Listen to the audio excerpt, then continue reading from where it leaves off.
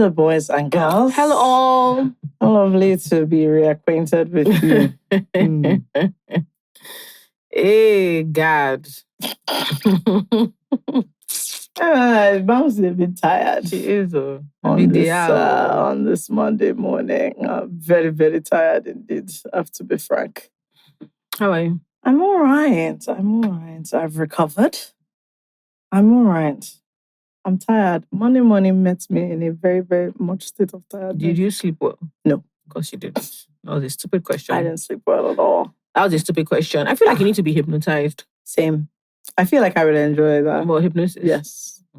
I feel like you would argue with the person. Like For you sure. would scatter the point. I won't get into the REM state that you need. And they're always in like this.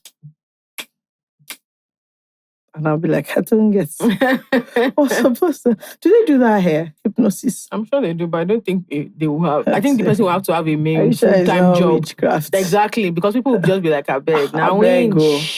Because the line between that and jazz, which one is blowing smoke, incense, all these things?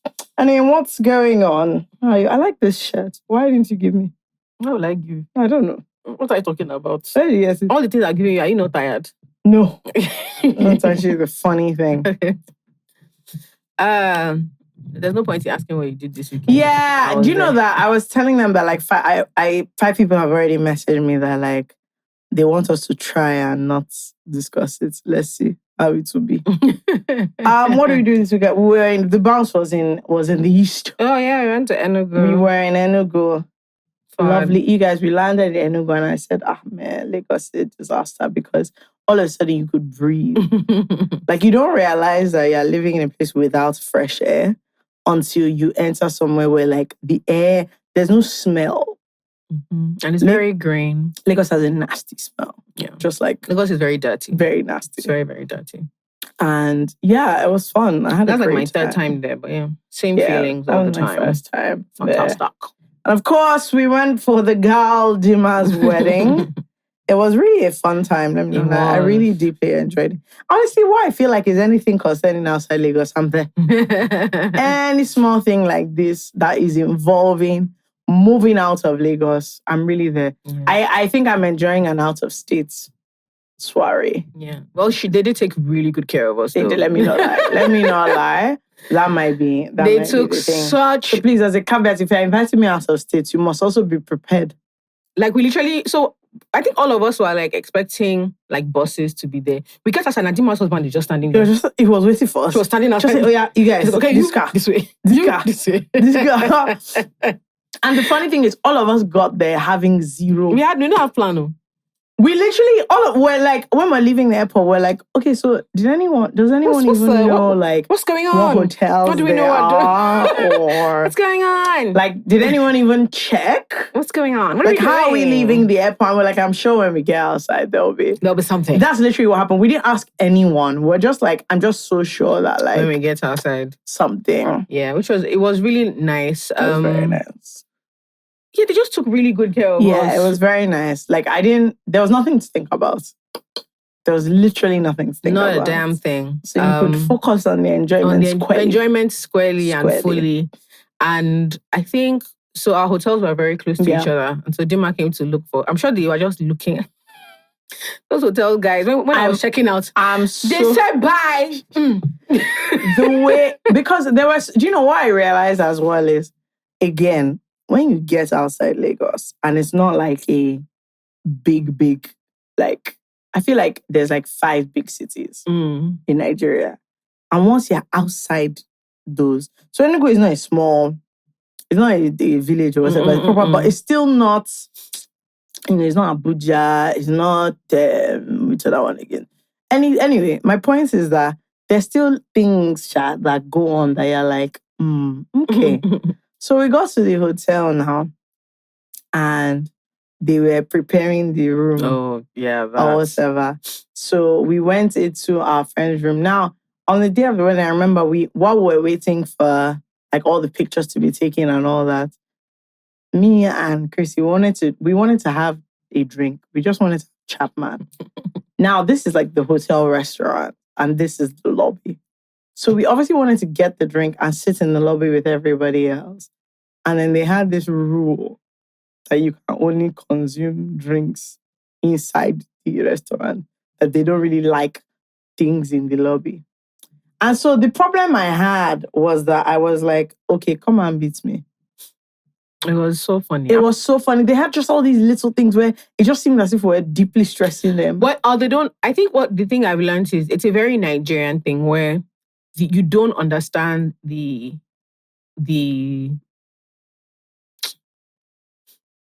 like design-led thinking. Like, why are we doing this thing that we're doing? Yeah. And so the thing is, a lot of times the rules are explained to them without why they're. So when you ask the person, oh, no, I'm just curious why, they can't actually answer you. And they start to feel really flustered because it never occurred to them to also ask, oh, Oga, why? What if the person asks, like, why can't we do this? We saw that a lot. Like, you ask something and the person say, oh, we don't do it or we can't. And I'm like, okay, is there a reason why? And that person also now starts to be like, yeah, actually, why don't we do that? It was funny. But yeah, it was really, really nice. And everybody was just really happy and jovial, obviously. I enjoyed it. Dimma, Mazino, FK and I are following Dimma. I'm sure at some point she'll be like, do you guys mind? Can you leave me alone? We're literally following her. Like, just follow her. Like, she'll move like this. We just follow her. We're like this. She'll be like, oh, I'm going to see the hall. We say, okay. We'll say, okay, let's so I'm going go. to see the hall. Let's go. Like, oh, I'm going to my room. I want to wee. We'll say, okay, we're going to wee.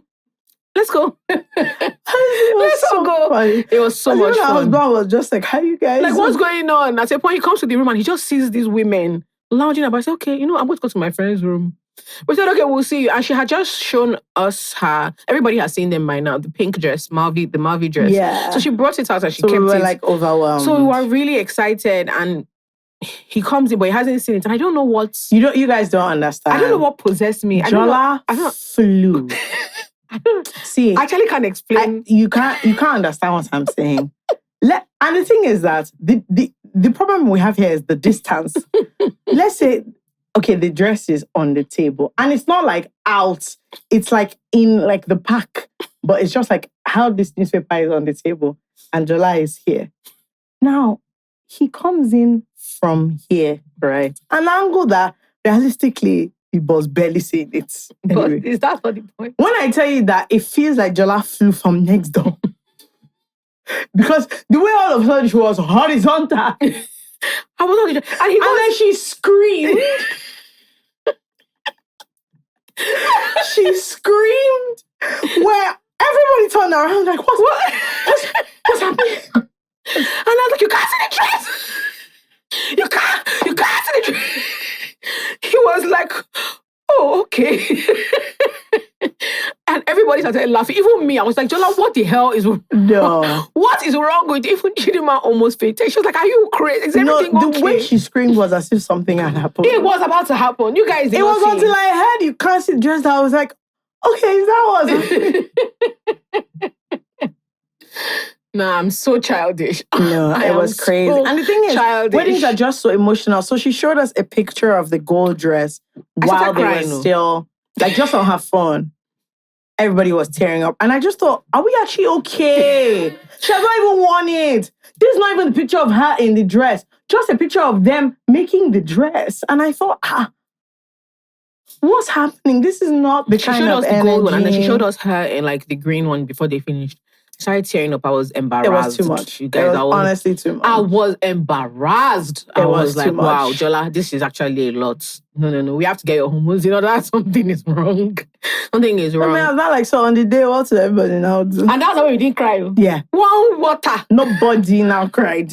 One water did not come out of our eyes. But it was just a really beautiful wedding. It was very nice. It was also a really good group of people. Yes. It was a really fun bunch. Even though a lot of us like hadn't met it, like we were aware of each other, but we hadn't met each other. We didn't really know each other. But it was just really, really nice. Also, I want to say something. Lagos, you have a lot of work to do in one major aspect of life, which is the grilling of fish. Yeah, okay. Wow. So I want to talk grilled goods. I just want you guys to understand that I don't even eat fish. But this fish was a big part of this whole trip. Like before we even get into the wedding, the fish. So the first night, first of all, as people who went to explore, quote unquote, a new city, I put it to you that we ate at the same place every No, because time. the food was nice. Because the food was nice. We actually refused to even bother checking. And so there was this fish, which was like humongous. Yeah. It was like maybe it was like that. No, it was like this big. The fish was honestly. And the fish had so many like things going on. Yeah, there was the fries. Salad. There's salad. You know, Nigerian salad is not... It's not a salad. It's salad. It's salad or... very serious salad. What else was there? Anyway, the point is that on the first night, somebody ordered this fish. And it was just one. The groom. Yeah, he ordered it and it was just one. And everybody... Him and his friends. We tasted and everybody was like, out of the fish fish. Is serious. So. Can you imagine that, like, as we were leaving the wedding the next day, people had now pre-ordered? Yes. People had pre-ordered the fish so that when we get back for the debrief, the fish will be available. Because when we were at the wedding, Dimma's mom told us to come back to their house. Yeah. And we did, right? Because there was food in the house. Also, fantastic concept. So apparently in Igbo homes... we discovered this Obi. There's something called an Obi. Do you guys know this? You guys. It's like honestly, this has changed my life. So there's your house. And then there's an Obi. There's the Obi, which is like a living room for like... It's like for special meetings or like things. Like if you have an... So if you're on and popping in society, yeah, you have like this like annex, which is for like hosting people. Honestly, the best idea. I must have it. I don't know which space in Lagos allows one to have an Obi, but I thought it was so It was really cool. It was really, really cool. So we were there and there was food. So they kept offering us food, but... And the thing is, nobody now wanted to say, including the groom, nobody wanted to say the thing is that we've ordered like four fish in the hotel. So everybody was now angling. So people were now, four people will share one plate of the food because we were not leaving Dimma's mother's house without eating something. We were not leaving that house without eating something. I also had quite a bit of abacha. I really liked it. I was surprised. Because if anybody watches Dimma's channel, she loves abacha. She talks about it quite a bit. I get it. I think the one I had in Lagos was nonsense, interesting to say the least. But I really liked that. Then there's something called ukpa. Yeah, I think so. Yeah, I tasted that and that was quite nice as well. But anyway, so the thing is that, again, the three musketeers, Maz, FK and I, whenever we see Obi now, we'll be telling him, come. We're not the groom. After he has been suffering, I'll wake the whole day. Come, have you heard that? Have you ordered it? You've ordered it. Okay, just signal to us when it's time to go. Don't make noise. Have you ordered it? Just stand up. Look at us. I'm honestly, genuinely, I think if that man sees us in his house in Lagos, he's going to lock the door. He's going to lock us. Tell us to get lock us outside. That is why he should be talking to us from inside the car park, but we're not entering. He was tired of us. By the end of the weekend, he was very happy to see us go. But yeah, it was just a really nice... It was really lovely. And then the wedding day as well. Obviously, up until then, I had only been inside, like, mostly Yoruba, maybe like an Edo trad. So I'd never done an Igbo trad, which is much shorter. And like, we need to take a page. We need to take a page from that. And so we got there and then she came in with her maiden outfit. I also didn't realize this single rapper, double rapper. Our baby's not a double rapper, baby. Where if you're married, she's now unmarried. You can be on two rappers. She's on marriage. Double rap. I know Dimma is Catholic, so that they are women's women's group. So she came out in her first outfit, which was honestly Vicky does not have mates. She doesn't. Vicky does not have mates. Vicky James. In fact, she was on our flight. As I saw her on the flight, I messaged him. I said everything is in order. I said everything is in order. Don't worry. If there is anything happening with your outfits, she's there. She's here. Yeah. We're all here together. We moved. So she came out in her main outfit, which was honestly, stunning. And we danced her in. Again, I've never actually seen Dimma dance like that in my life. I was like, never. I said, Dimma, you can't dance. Women disgrace you. I said, so because of man. Because of man. if we go out together, Mba, man, look at the way you're dancing. Smiling. I said, hey. Chidinma did not, for the fact that she did not mind crowd. She didn't, I said because of hey. man. Women will embarrass you. I've known that girl for almost 10 years. I said, women will embarrass you. This is what it takes. She came out, the green outfit was stunning. And then she just came to greet people. Yeah, greet everyone. And then she went back to change so that she could then do the... I'm looking for my husband. Looking for her husband with the palm wine. With the palm wine thing. And then Ominaf drinks the thing and then puts a roll of money inside the cup, the cup and give her. And I was just like, oh man, this is too fascinating. Yeah. I loved it. I really thought it was very... And like 20 minutes, we're wrapped up. Short Just intermission. to add another word to the Yorubas. I want to say please and please. Let's make this snappy. By the time the Yorubas have done, and this is my cousin's uncle who went to Cambridge. We call him Doctor. Doctor. This is Dr. London. Then we now Dr. Abuja is next on the to him. father's side. God. Then we have Mommy Toronto. And I'm just like, you guys, we've been here for almost 2 hours, actually. Honestly, Yoruba people, we need to. Someone asked me that. So, Igbo women have the double wrapper thing. Yoruba men have, well, nobody follows it anyway. Single your cap to the left. Where your cap is. Yoruba women, how come we don't have anything? We don't want everybody to know that we're married. Yes, now in case he fucks up so that we can move on to the next. I was like, let me not lie to you, Yoruba women. There's nothing you can use to know or not know or know. So like anyhow you want to do outside. But I thought it was very interesting that we don't have any signifier, double wrapper equivalent or anything like that. That's true. Very actually don't. It's not as if the men do the cap thing on it normal. I used to think that Ikbeles were for married women. They are not. Because if you think about actually no, they're not actually. They're not now. I thought they were. Yeah, I thought that you started I thought you started carrying Ikbele after you got married, but I don't think so. Because if you even look at all those like back in the day pictures of all those babes in Oleku, a lot of them they still had Ikbele and they were young. Maybe we should think about that as a group. Moduduwa Nation. Let's figure we don't out have a signifier, like please. Double wrapper. I feel like it's cool. It's like junior skirts. And senior skirts. How come we don't have senior skirts? Exactly. But that was really fascinating. And then she came out in her outfit. The pink one. So that one was by Marvi. My God. Stunning. Yeah, it was incredible. Just beautiful. Oh, I just want to take a short moment here to make a note. Guys, there's beauty and there's beauty. So Ikembi and I were standing, we were standing to the side and we looked to the left and we saw an angel. That's the only way to explain it. Yeah, she was just... all like, You guys, Bianca Ojukwu is so beautiful in person. I couldn't believe it. We were all like, when she came in, we were all like, she's so beautiful. Why will you be this fine at this age? That's someone is actually not in her 50s, isn't I don't even know how beautiful. Is. But when you say, as in somebody is aging like the finest, stunning. We're not afraid to say hello to her. Yes. Yes, when me and Fekemi were like, you go now. You go. Just saying, in case of anything. Should we say hi? Should we take pictures? Should we? Oh, very beautiful. Stunning. She was honestly too fine. Yeah. What else? Oh my God, the band. There was a live band. So what happened was, as with like a lot of big weddings, if you come late, good luck to you. Yeah. So because we came with the bride, we were taking pictures for ages or whatever. The hall was actually filled up. Not filled up, filled up. It was filled up to the brimmed.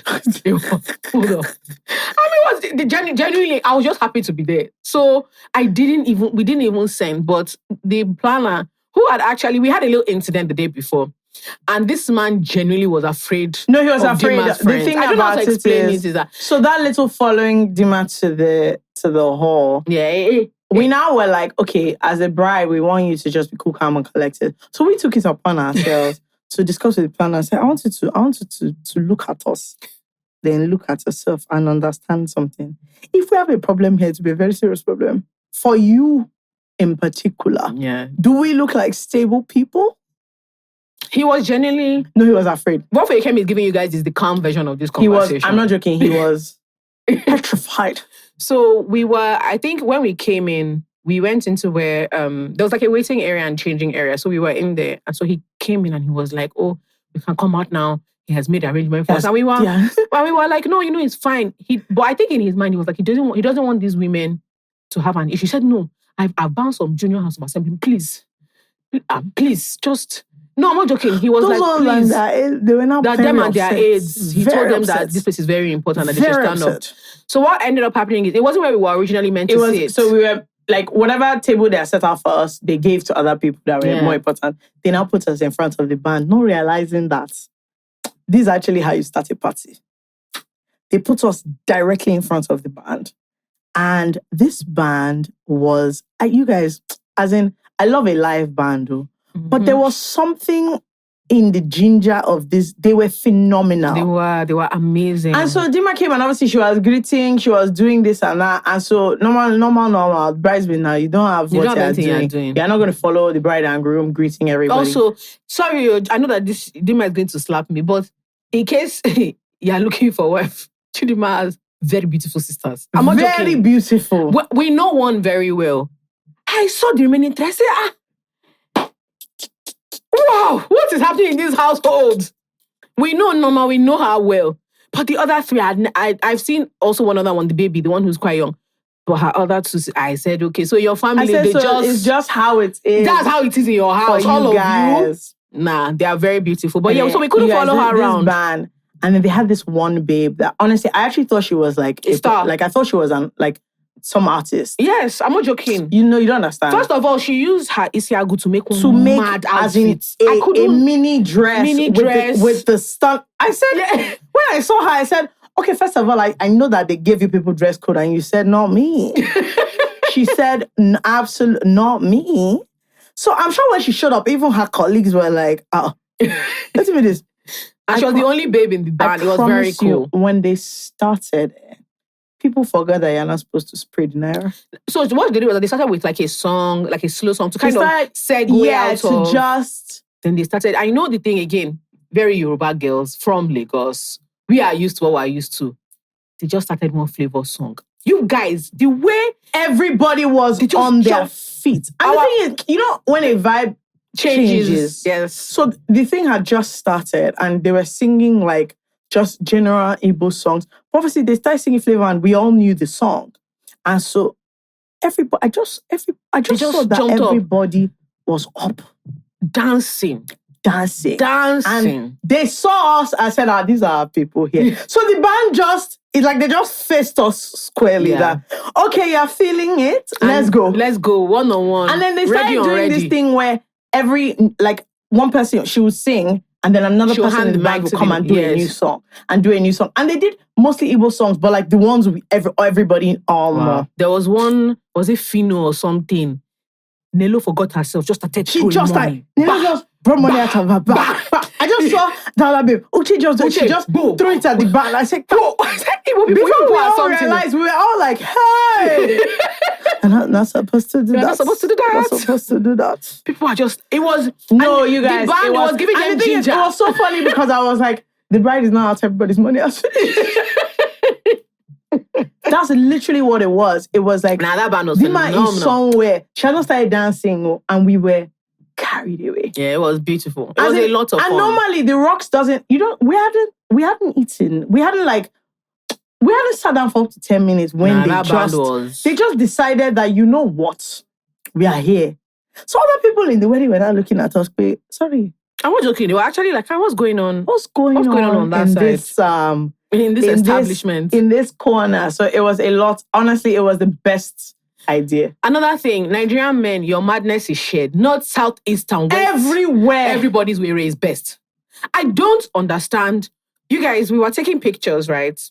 This guy comes in to check in to the hotel. And then he came and he kept being He's on the phone and he just says to his friend, and I'll call you back. Be like, say, I don't see wife. I'm not joking. And then he came around and he was like, so can I join you people?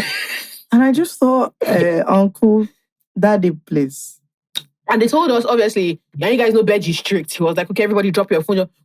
You drop your phone. You say, can I put my number? Bro? As in, the thing about it is, and these men are so, when we're leaving the airport, I was about to carry my bag from the carousel. So I thought the guy was going to help me carry my bag. He just said, sorry, can you assist me with your number? I now said, okay, first of all, you not help me. You won't help me carry the bag. He said, please, can you assist me with your number? And I brought out his phone. I thought, what? Let's make this snappy. Like, just as in, I'm going, but just assist me. And I was like, what kind of thing is this that you're saying to me? Yeah. It was so funny. And then I also realized that it looked quite Igbo. Because people just come and start blasting. And I'll be like, I'm sorry, I'm Yoruba. They say, you're sure, even the mother. I said, yes. Mother and father, Yoruba, same I came downstairs same in the hotel. I wanted to get extra towels or something. As I was going back, one man just said, just change your name to Asamwa. I said, nah, Yoruba, Nigerian people are crazy. I said, you are no, crazy. this thing is national. Everywhere. What the hell is you people's problem? What's that about the epidemic? Pandemic is you guys are not okay. No, so honestly, it was a really, really fun time. Fantastic. And can I just say as a sidebar that like, I know that like, it's for the benefits of the Lagos. Shout out to Mommy of Lagos for taking one for the team, but let me not lie to you. That spraying thing is not working for me. This spraying kidney that you just have to put it inside box. It's not working for me. Everybody just has to put it inside somewhere. You can't spray. Let me not lie to you. There's a way things were sweet before. It's not sweet again. No. Honestly, it makes a huge difference. And because it's like how the band was, there's a level of where things are sweet that you're like, that they've taken away from us. Yeah. They have. And it's not that they'll still enjoy the money. It's just the way it happens is completely different. And so I don't know what the Nigerian government wants to do, but like, I feel like it's essential. We need to rediscuss I think this we need to actually go back to the drawing board and figure out what's the problem going. What's the issue? What's the key issue with this spraying? What's the problem? We need to discuss this as a nation and come to a conclusion because it's not giving. This is just people should, do transfer. I don't like it. No. I don't like it at all. But honestly, it was a really fun time. I really like, and Dimma had a blast. Yes. Again, I said, Dimma, see steps. So you're dancing. That's what you're doing. Women? You're boogieing down. You're happy. Even when her dad, so they had to translate because we don't understand Igbo. So her dad, she first goes to her parents and they're talking. And so basically what her dad was saying, okay, so they've come to, you say somebody is coming to carry you. You're going to bring him. Remember this one for Dimma to run. She not even look back. She not even look back, even with her tight dress. She did not even look back, man. But they were so happy and we were happy. It was a really, like, beautiful. I love like a time where everyone was just deeply happy. Yes. It was a very, very, very happy occasion and it was a lot of fun. When you like the friend, you like her husband, everybody. You like everybody. And the thing is, everybody liked everybody. Everything was just moving as one. Yeah, Everything was fantastic. just moving as one. It was honestly the best. Yeah. I had a great Also, great this time. is so funny, but there was someone that asked me like, oh, the day before. She was like, oh, so like, what do you guys do? Blah, blah, blah, blah. So I said all the other things I do. So one guy was just looking at me. He said, you're not going to mention that you have a podcast. I said, this person rates me. She thinks I'm an important and serious individual. The next day when she saw me, she said, oh! She said her husband went to watch the video. She said, wow. Had I known that? So this is what you people do. I said, no, not at all. In fact, as a matter of fact, it's a long-running scam thing. Tell me and I'll be running. It's an experiment. Please. This is not who we are. But yeah, it was really, really great fun. It was really fun. I had a swell time. Shout out to Airpeace for living on time both ways. Yeah, I can't lie. There was no delay. Let's keep it up. Let's us keep it up. I had a blast. Yeah. I had a blast. It was honestly a very sweet time. Even though my first flight was cancelled. But we'll come back to that. Yes. Ibom cancelled my flight. But they thought that I would not go. They didn't know that I was prepared. I was prepared. Yeah, even my parents are like, "Are you sure it's safe?" I said, "I want you guys to know that." When they canceled my flight, my mom was like, "Maybe this is a sign." I said, "It's only a sign that I must move with Vim." Yeah, so I can quickly get another flight. What you guys should be doing now is praying for safety, because as I am now, I know how much it is to go from Lagos to Enugu. By God is good. So let's not even be funny, because if they cancel my flights, I'm going to enter bus. I was because if you think Dimma is marrying and I'm not there, that's crazy. Kidding. I was like, there's just certain things that are not going to happen. For example, me not being at the wedding. Those are things that are on the list of things that are not happening. I said, it doesn't matter. Let everybody cancel their flights. I said, I'll be there. Don't worry. So no, it was a brilliant time. Yeah. Then also, our parents are such interesting people. My mom, all the pictures or videos, because my mom follows me on Instagram. Everybody's like, "Oh, you look like my mom." And say, "Lovely outfit, so decent. Let's keep this up." Love this look on you. So lovely a look. I say, "Mommy." Also funny is I have the opposite, because the girls were very much out. My mom said, I get it. When did you start wearing such breasty clothes?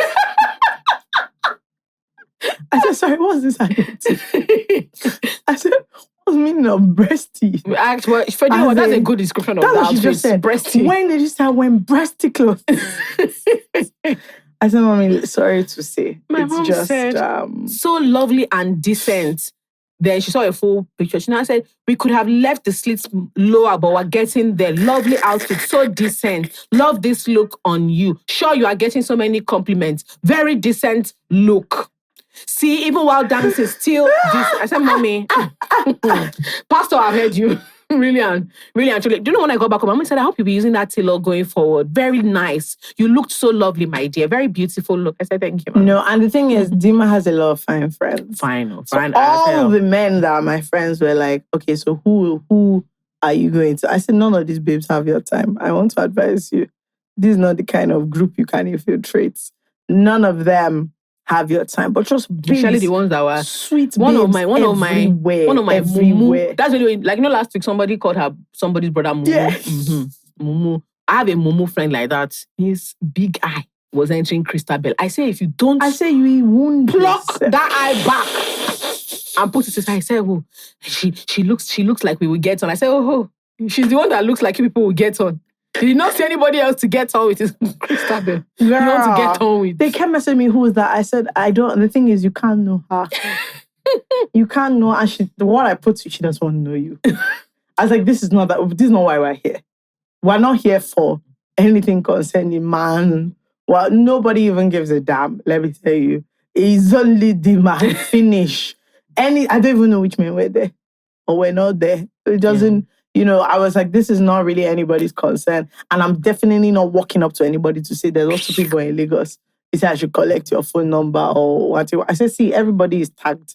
You reach out to them. By yourself. Reach out to them by yourself. If they ask me about you, I won't lie." But yeah, it was a lovely time. In conclusion, shout out to Vicky James. My sister, your shop will never burn. It's Jesus Christ, her mighty name. Burn. Shout out to Bedge. Shout out to Bedge. Shout out to Marvin. Yeah, they did a really good job. Everybody she looked stunning. Shout out to our bra for keeping our sister happy. And being in love. We love it. A great time all around. Has had by all. It was had by all. A great time. Shout out to Enugu States. Yeah, it's actually really nice. We tried. They did a good job. Carlton Swiss Hotel. Well done to you. Well done to you on that fish. Now, I know you guys are laughing. But seriously, that food, the fish was busting. Well There's no pepper chicken. We had it the first night. Second night, somebody made a mistake with the other. He begged us not to insult him here, but somebody made a mistake. So they brought something else that was not that chicken. But genuinely, great time. It was a great all time. Around. It was a great time. Love that. Pleased with that. It's very, very much wedding season, Cha. Guy. I had play weddings, don't plenty. Forget it. I have in October. Yeah. I have in November. I have in December. I have everywhere. I have everywhere. All over the country. All over the continent. No, everywhere. All over the continent. Everywhere. There are weddings everywhere. It's like all our mates just I said last to marry is a fool. You thought I was joking when I said it. We were laughing. Some people took it serious. Okay. That truly. Like this, last to marry Ember month or whatever, the number of weddings I have is unbelievable. Yeah, people are really into marriage. As in, they are really marrying with Vim. Really so, something. and you're happy for it. Hello, boys and girls. Hello, all. Hello, investing bounce. Is that what you're calling them? Yes. Okay, fine. I feel like this is the investing. Like, if we had a team, it would be the investing bounce. You don't think so? The bouncing investor. No. Investing bouncers. Anyway, as you guys know, we started something important, which is my journey to victory. Okay. Delusion, lovely. It's always nice. Anyway, the I Said What I Said Bamboo Investing League is on. It is on. It's popping. It is on and popping. Most of you are on Team FK, as we know. Normal anyway, but let's allow Jola have a good time. To win. To win the $300 cash next week, you need to enter our Instagram community. Enter the Instagram community. Enter the league. Now, choose a team. My team. Obviously. Choose a team. And then you need to fill a form. Yes. Now, after you fill a form, you must actually invest to qualify for winning. Yeah. And the investment is not coming to us, as in it's for your... It's actually for your pocket. It's for your portfolio. Yeah. So that when you go outside and people are saying their portfolio. Yeah, you join them. You can also join like me. Yeah. And don't be intimidated, like we said. You can buy stocks for as low as $2 if it's American stocks, 5,000 naira if it's Nigerian stocks. You can buy treasury bills. You're okay. Treasury bills. You're okay. Any amount. So, but you have to actually invest. Yes, make the move. Yeah. So that, that cash prize could potentially be yours. $200 is a lot of money. This is good money. It's a lot of money these days. Good money. Trust me. And all you have to do is join our league and start investing. Yeah. Finish, really. Look at all the things we do for you. Anyway, up to FK. Up bounce. See you. Speaking of marriage, please, we said that you people should describe and recommend those who you believe will be well suited to us. And I put it to you that, I don't know what it is about people who listen to this podcast, because you guys have certain ideas that I'm not 100% sure where you got them from. But but a lot of you also pay attention. So let's see what you said about the people that are ideal. Jola, this one I want to say. Charles will be such a great match with a doctor or an architect. Huh? Her vibrant personality will bring light to his quiet and aloof personality. He too will teach her to relax and be in a state of calm. Then she said FK will be a wonderful man from engineer or CEO of a corporate company. Which corporate company? They're usually full of energy and personality. That FK's docile and gentle personality becomes their safe space to ease the anxiety and stress. Likewise, to bring her out in a good way of her personal space from time to time. When have I ever been inside my personal space?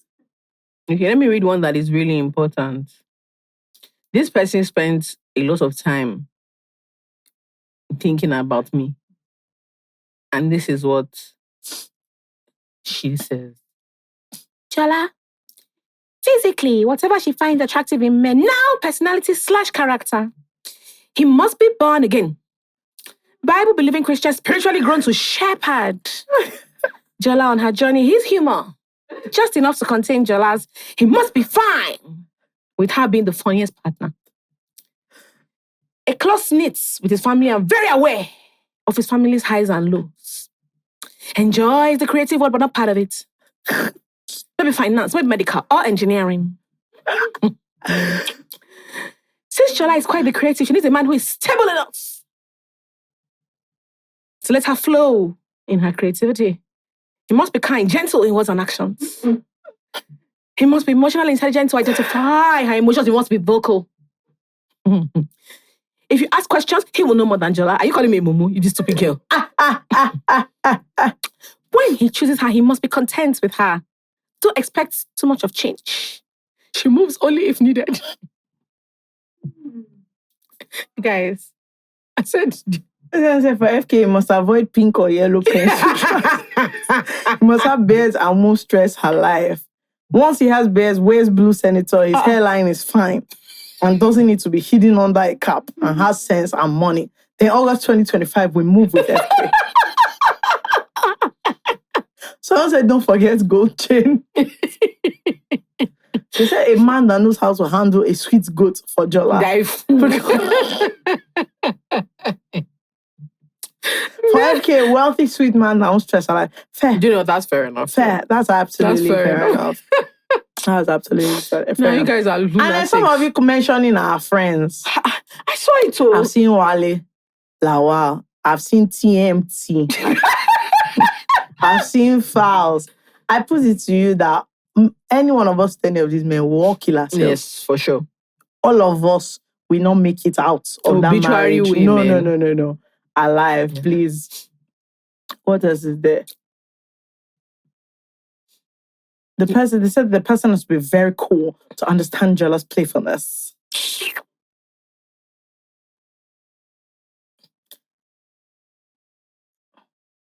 What else is there? And this person said, if you're in the industry, please, we don't want you. Cheer for you, Abby. Anyway, fair enough. Well done, new people. You've tried. Oops, sorry.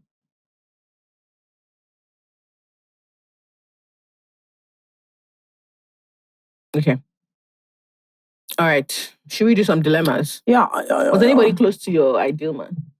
I think the pink and yellow trousers not being there is great. The things that like I've said, but my problem is that okay, by the time you wear trads with the chain and your head shape is good, is that all? We've not given them enough to work with. No, we haven't. But like, fair enough. Yeah, on the right track. Some not really sharp, but somehow. Are you guys ready? Yeah. The first person. Sorry, random. What? Do you think you would date someone who like people who don't really know you? What's it called? Like recommend? Yeah. Maybe I'll have to go out on like a date with them or two first. No, that's what I mean. Like, but you go. So, like, if the people of the podcast say we actually have a candidate, like, but these ones, no. I thought you meant like maybe your friend. No. Can you hear these people? An architect, a shepherd, girl, a shepherd. You know,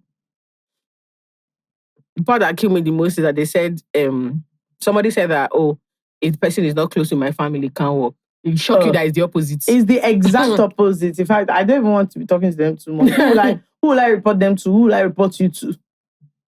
Are you ready? Yeah. This person, our first dilemma is from someone who calls themselves a nigger with a slight daddy issue. Just small. Slight. Not too much. Says, hello, Jola and FK. Y'all are massively amazing, and I pray God lifts you to greater heights. Please. On to my issue. It's slightly long. Am I a bad person? So my dad has been the shittiest person I knew. My siblings and I hate him so much. I am the first son of 3 siblings. I have 2 elder sisters who have different mothers, and my dad fathers us all. My dad stays in the US, and we only get to meet during the summer and other holidays, so he and I don't have a deep relationship, blah, blah, blah. Cutting the long story, my father had cut off my sisters and I for very stupid reasons, like we did not greet him. We are too proud, and we hate him. Reasons that lack sense. He has never been a father figure and has been looking for the slightest excuse to cut us off and be done with us. It started with my elder sisters until it got to my turn. Bruh, I saw Shege Pro Max. As a uni student in this terrible country in my penultimate year, my father cutting me off was a massive breakdown for my sisters and I. I got severely depressed. I had to pay my fees and hustle for lots of shit. My sisters and I cursed him a lot. But what can the curse do? He and I never spoke for over a year. And basically we're just viewing each other's WhatsApp statuses and IG stories. Yep, I didn't block him. Quite recently, my mother intervened in our fight and we made up-ish. I don't know if it was guilt or some shit, but he started sending a lot of money. We don't talk, but we are very formal and it's basically a transactional relationship between us. I don't care, but since cash they flow, what's my business? But the issue here is my sisters do not know that Pops and I have reconciled. They cry about being broke and how they really have to work hard to make money to survive. And I can see all these things, but I cannot tell them to hit daddy up. It's not like I'm monopolizing the man or anything. I just feel weird and guilty for being the one child he takes care of while the others are struggling. It's been going on since the beginning of this year, and I don't know how to tell my sisters anything. Anytime they complain about daddy or money, I equally lament and tell them how I'm owing close to 700K, which is a bloody and dirty lie. I know that they talk to him, and if they try, he might not give them face. If he does, great. But if he doesn't, I wouldn't be able to bear their scrutiny. Am I really a bad person for not saying anything? P.S. I also know I have bad behavior, but ... Thanks a lot, guys. I'd really love your thoughts. This person is a thief. I can't believe that after like everything you and your siblings have dealt with this man. Okay, cool, you reconciled with him, no problem. Why the hell are you not sharing the money? You are supposed to be a conduit to collect the money for everybody. You're now, as in, almost doing your sisters wrong. And then you're asking us to tell you something stupid. I put it to you that you're a criminal. I don't like this kind of deceit. What's going on? Or what do you think? Personally, oh, what do I think? I think he's supposed to... I think he should immediately have told his sisters. You should immediately have told them. Do you know how angry I would be? Also, to find out that like my brother is behind my back. Not only have you reconciled with the man, okay, cool. You're collecting money and you're not even giving all of us a lot of money, much more than he was sending before. Oh, of course, he's sending a lot more than he was sending before because he's not giving your sisters money. So there's money for him to give. And the thing is, you should wise up and know that, okay, since you're the one collecting the money, at least let everybody gain. I think it's a little bit wicked. Let me know. Also, it's going to change your relationship forever because let me tell you what your sisters are going to say. They're going to say, now, Shebi, we know they share mama. So okay, good. He doesn't like, that's part of why he's believing. I'm telling you that when human beings are hurt, they're not going to think of it as, oh, maybe he didn't know how to handle it. They're going to start thinking like all those weird things that come with like being from not a polygamous family, but not sharing, like not having the same parents. Yeah. I think that's part of. I just think it's very somehow, and I don't like. It's not a good. Not a good thing. Yeah, you messed up. You could have said something that, oh, by the way, my mom like went to talk to my dad or that. Maybe that might help. Maybe if their mothers, I don't know. I just think it's weird. Because they feel like you're all in solidarity, and then to find out that like. It's very somehow, let me not lie. I would feel a little bit betrayed. And it's very different if you come on the energy of, oh, please, you guys, I need to talk to this man. See what he gave me. At least you guys talk to him so that we can collect. Something like that. Like just let them know. And especially because they're complaining to you about money, all this stuff. And you are just there, you're looking, you're lying that you owe money again. No. I'm so sorry. I don't like such things. Okay, I have one that I think is interesting. Okay. Shy girl that needs help. Hey guys, I can't wait to see you someday. Before I start, what do you guys do with dilemmas you don't solve on the podcast? Do you send replies? Anyways, I'm fresh out of uni and I am really looking for friends in my city. And most of my uni friends don't live here. I met some girls and all they've spoken about is men. In the weeks I've met them and it's been so tiring. Am I wrong to be bothered by this? P.S. Even the person that introduced me to them is tired of them. What do I do? And how do I find new friends? Please, kisses, ladies. Yeah. So, yeah, I really very much grab what's your issue is. But because there's a phase that I think certain babes get to where all conversations begin in the middle. And I mean, what are we even saying? Look at all the dilemmas we received. Bro. 95% of them. Relationship. Is about men. Man. Now, so man. I'm always trying to look for the one that is not about man. Yep. But the truth is that what you guys want to talk about is man. That's actually, it's an interesting one because a lot of people want to talk about man. But the thing is, if you have good friends, there will be range of everything to talk about. It's also, after a while, it's not that interesting. I think there's a thing about finding friends with shared interests. Yeah. And by interest, I mean, unfortunately, like Nigeria is the kind of country where like a lot of civil society has broken down. So you don't get to explore your personality, your talents, your interests in the same way a lot of other people do. So you end up meeting people with like school, church, etc. Meanwhile, my cousins who grew up abroad will tell you that, oh, they met these people through football. or in band. Or this person does like art. This person does. So they have those very specific other shared types of interest. Yeah. Oh, I joined the baking or a knitting. Like, you just be hearing a running club, just all sorts of things. And I think, unfortunately, you now have to go out of your way to look for those types to build communities. It's also why people who are able to build community, even if the community is small, because they are so dedicated, they tend to do better than people who just know how to gather people. Because community is important. That shared interest means you don't have to keep having the same weird, redundant conversations all if the you don't time, want to.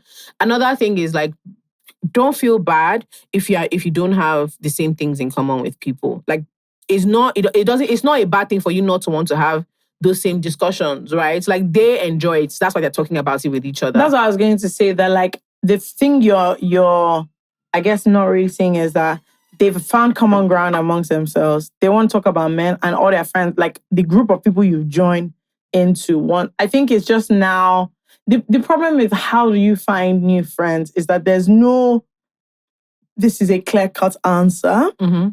I would kind of say, since you're the one trying to find, you might have to be the like initiator of things. If there are people that are around you that you see you like, or if you not have to just start doing stuff. Also, like step out, go to XYZ place, do this one down. If there are people that you think are interesting, hang out with them one-on-one. Also, the thing with conversations is that you have to be an active participant in them. So for instance, if me, Debbie, if we're all just thinking about something, it's not hard for me to say, what do you guys think about X?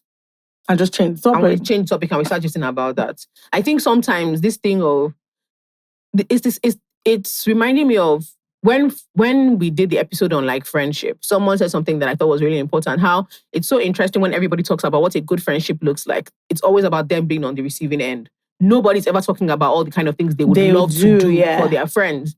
It's easy to sit down and say, oh, these people are just so annoying and so boring. All they do is talk about boys. If you have interesting thoughts, share them. Let them talk. Let them actively say, I beg, who wants to talk about that? Let them first say, I beg, who wants to talk about that? And then you know they're not your people. You don't get to be in a friendship group and just sit down there complaining in your mind internally about how, these kids are just talking about all this, but you don't have anything to offer. You're the friend who wants to show up after and have everybody curate a good time for you, but you don't want to curate anything. That's the thing. I feel like in this situation, honestly, you have to be the initiator of things. Like, if you want to talk about other things, you're going to have to find the people that want to talk about that. You're going to have to bring up the conversations, this and that. I don't know. It's just what it is.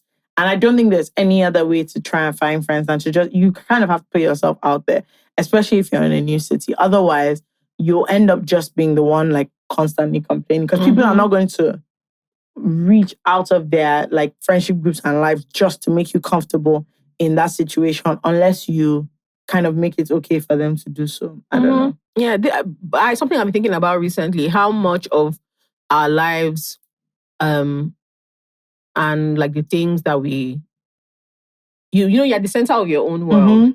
And it's very easy to move from that to being like really selfish and everyone is also boring. But what do you do that's so interesting? Imagine like me telling FK that, gosh, I'm so over us having XYZ kinds of conversations. FK be like, okay, what do you want to talk about that you haven't brought up now? What are your interests and the topics? What are these deep and so also sexy thoughts that you haven't shared with me? So sometimes it's very, very easy to judge people from afar. So you realize how difficult talking about niggas is easy, okay?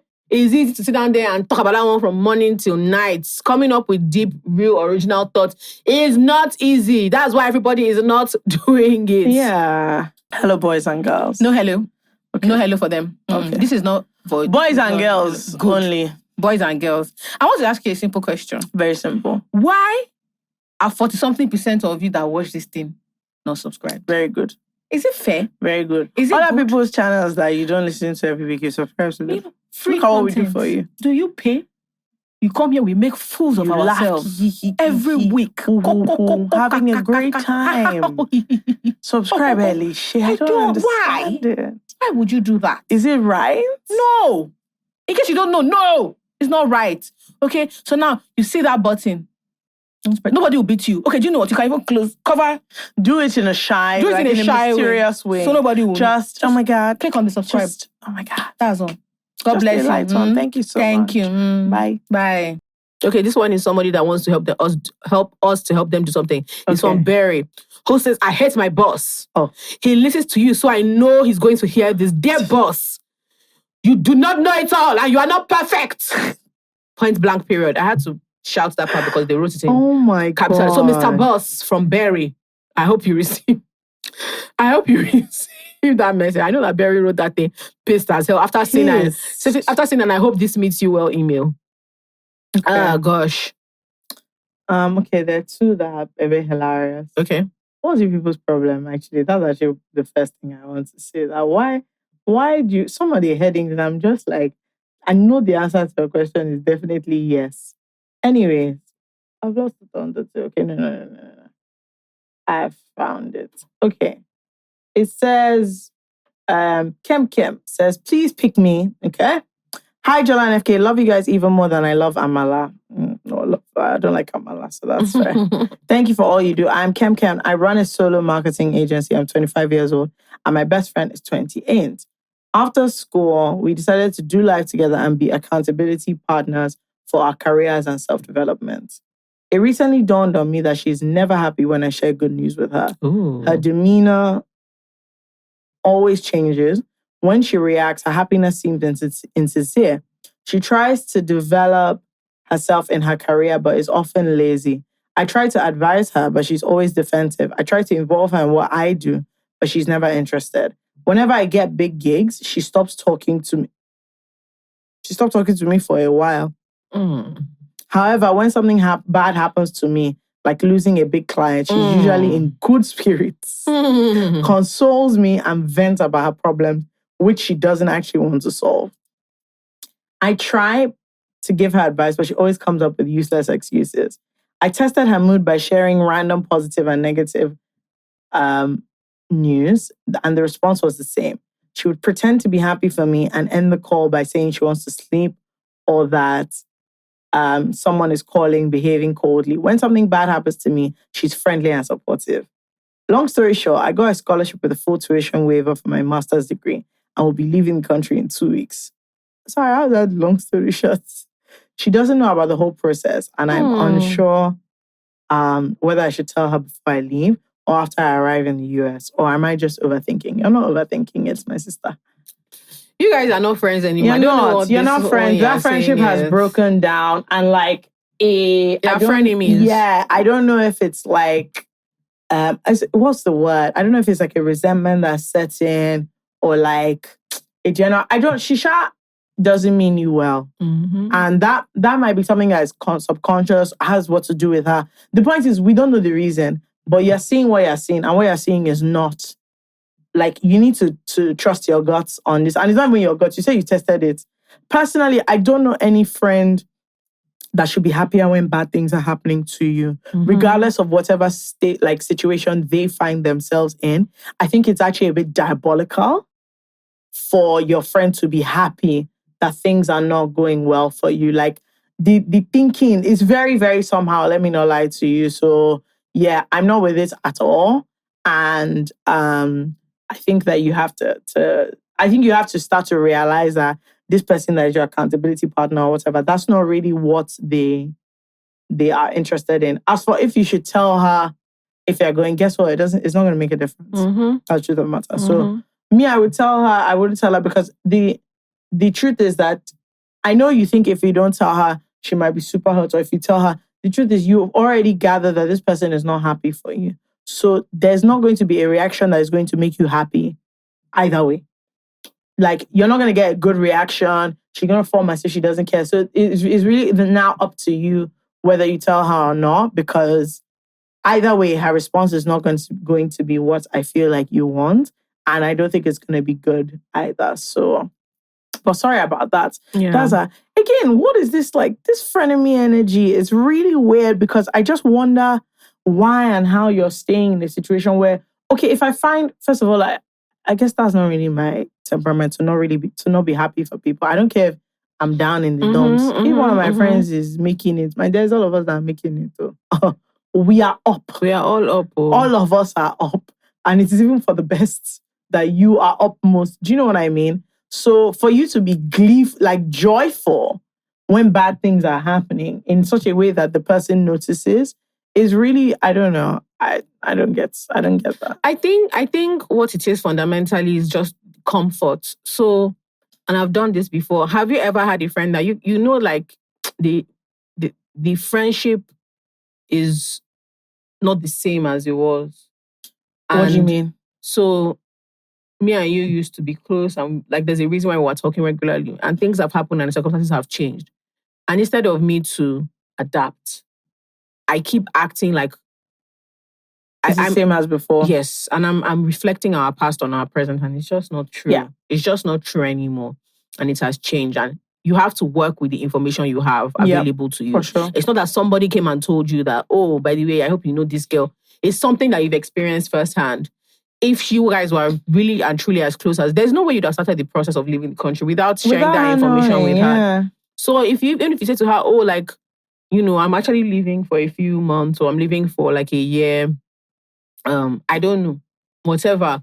Either way, the fact that you started the process means that and you didn't tell her, you already know. You already know. So you already know how she's going to be. That's the truth. Yes, how she's going to choose to react. And that is also, if maybe this is the way you guys have been doing your pretend friendship since, and she has expectations that she at least you tell me. If she reacts badly, like, why didn't you tell me, blah, blah, blah, blah. Yeah. Maybe you guys can both put your big girl pants on and you can't be honest. Do you know what I mean? Because at the very, if not, so let's say I've been avoiding an argument to Fekemi, and I finally say to Fekemi, Jola, why didn't you tell me about it? And I say, oh, it just feels recently, like whenever I tell you something good is happening, like you're weird about it, and I don't know, I just felt very precious about traveling, and I didn't want to I was avoiding having the conversation with you. Fekemi either can say, what are you talking about? That's not what happened. Or she can say, okay, no problem, fuck you, and cut the phone. Yep. It's one of those two things. And you have to choose how you're going to be. Because so now I don't even understand what the dilemma is going on. That's what I'm saying, that I honestly, either way, just tell her or don't tell her. Yeah. And like the way your friendship is, I'm not sure it's going to be the thing that matters. Do you know what I mean? So, you know. I have to. Oh, yeah. First one is from FK's future husband. Okay. Who says, this one is for FK. Great. Thanks so much. Are you the APC logo because you sweep me off my feet? I've had a crush on FK for a long, long time. I mean, even before NSAS. She's a bit older, but who cares? Just thought to let you know so you can advise me if I ought to shoot my shot or shoot the mission. P.S. I think age is nothing but a number. Anyway, let me be your G so I can own the spot.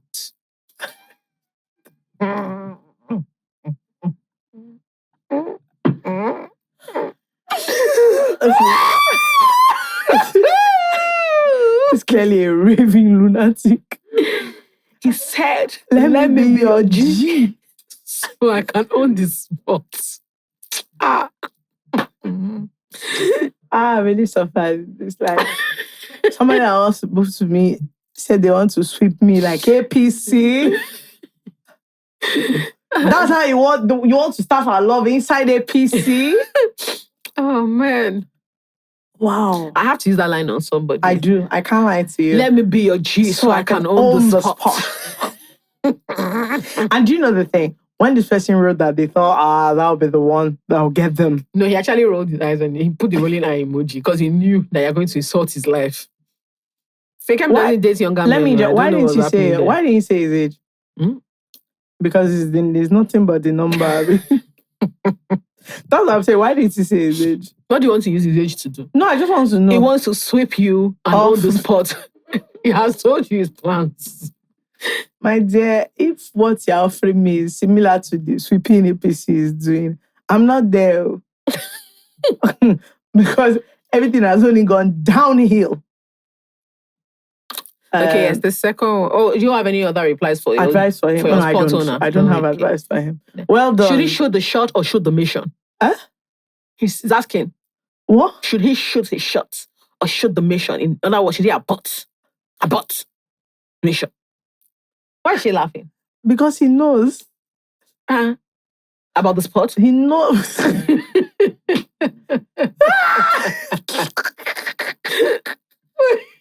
He's asking a simple question. You know, this is a youth. He needs your guidance as a worldly woman. He should have said his age. That's not important. It is. He gave us the important information. Sweep. Is it like spot 30.5? Is that his age? No, you didn't see. I think it's like 28. Oh, dear. You issued the mission. They said you should show the mission, Mr. Spot. Anything 28, you issued the mission. Okay. All right, boys and girls, this fantastic episode of I Said What I Said is brought to you by AfriChange. AfriChange is the easiest way to send money across Africa and internationally everywhere. There are very low fees, no processing time, if any, very tiny, and you get loyalty points the more you use. Yes. If you are in Nigeria, you can pay your bills in Canada. You can send money to Canada. Exactly. You can also pay your school fees in Canada directly from Nigeria in Naira. If you are in Canada, you can send money to many, many countries all over the world. All right, guys. So get to supporting people who support us. Enjoy AfriChange and enjoy the rest of the episode. That is africhange.com. This person is called Jola Selfie Partner, who says, "Hi, ladies. Thanks for all you do. You help us take a lot off of our minds and relax. God bless you." Amen. Now to my dilemma. I'm a 28-year-old career woman moving faster than I planned up the corporate ladder. I'm constantly trying to gather certifications and improve myself. I'm not rich, but I'm comfortable and can afford to take care of my parents, who are truly the best parents on earth, and my siblings to an extent. I've been in a long-term relationship for 5 years, and we're working towards settling down eventually while we take time to settle our careers and finances. Right now, he's quite comfortable, but not living in luxury, which I think is his plan. I've told him we can start where we are since we don't plan on having kids immediately, but he's adamant that he's still not ready. Whenever we spend time together, he states that it's becoming more difficult to be apart and wants us to settle down soon enough. However, in a few days, he goes back to the same old song and dance of not being ready. We aren't strangers to each other's families, and it has started to bring in some pressure from my side on me to shift my focus from my career to settling down. It's honestly becoming a lot for me and making me stress out even more at work, so I won't deal with conversations with him or my family. My mother and aunt, who I'm very close to, think I should discuss with him how I truly feel about settling down or move on with my life as he's taking his sweet time. I don't want to do this before they'll say I'm begging or coercing someone to marry me. Aside from this back and forth, he's truly one of the best people I've had the pleasure of knowing. Do I shut my family down or shut him down? Do I pack up somewhere else and start with a new identity? Please help me. Thank you. I mean, I think you definitely have to have the conversation. Do you know? Like, I don't see how you're gonna get past that. Either decision you make, how are you gonna get past having a conversation? Yeah, I think what this sounds like is holding you back is the feeling of the story. The story is what is bothering you. So everybody has a story that they want in their minds. And the ideal story for women is he was dying to marry me. And he really wanted to marry me. And that's like all he was thinking ready. about. He was ready. In fact, I was the one that was not even ready. He was like, in fact, if not for me, he wouldn't even have married anybody. He's raring to go. And that's the story everybody likes, because there's a fear that if you are the one who brings up marriage, if you are the one that's like, this is what I want, you're the one that has to carry the relationship, that he's going to be able to say, she's the one that wanted to marry. She's the one that brought up this conversation. But the first few lines of this is you saying very clearly, you don't have any lofty imaginations for a wedding or what your first few years of marriage should look like. You think you're both comfortable enough to get... You've written it. But she also said he wants to live in luxury. No. But this is the point. We talk about this thing all the time. But no, that's not where you are. There's nothing... His wants are not more important than your wants. You're acting like... You're writing... And I'm sure that's part of why your mom and your... If your mom and aunties were convinced that this is not something you want, they'll be dancing... to get out. They'll be dancing around the topic. No, they'll leave you alone. Because you do understand, if we're dating, if I'm dating someone and Fekemi knows I really badly want to get married, I've spoken to her about it. All FK is going to be asking me when we talk is like, okay, Jola, this thing you say, when do you want to mention it? When are you going to make it clear to him that it's not that you're thinking about it, it's that you actually want this thing. You want it. You're not under the same pressure he's under to live in luxury. The truth is that you also know that this luxury is not coming anytime soon. If not, you won't be explaining all these things. Let me tell you, there's nothing wrong in telling your boyfriend that, look, guy, let me be perfectly honest with you. all our lofty dreams, I'm very happy for them. All the stuff we want to do together, I think is great. But like, I want to marry But I want now. to get married, and I want to get married pretty soon. So you need to decide whether you would rather wait for somebody else to provide with this luxury life, or you and I are going to sit down and talk about what our plans are. I don't want kids immediately, but I want to be with you. Yeah. I want to be with you, and I want us to start our married life like this.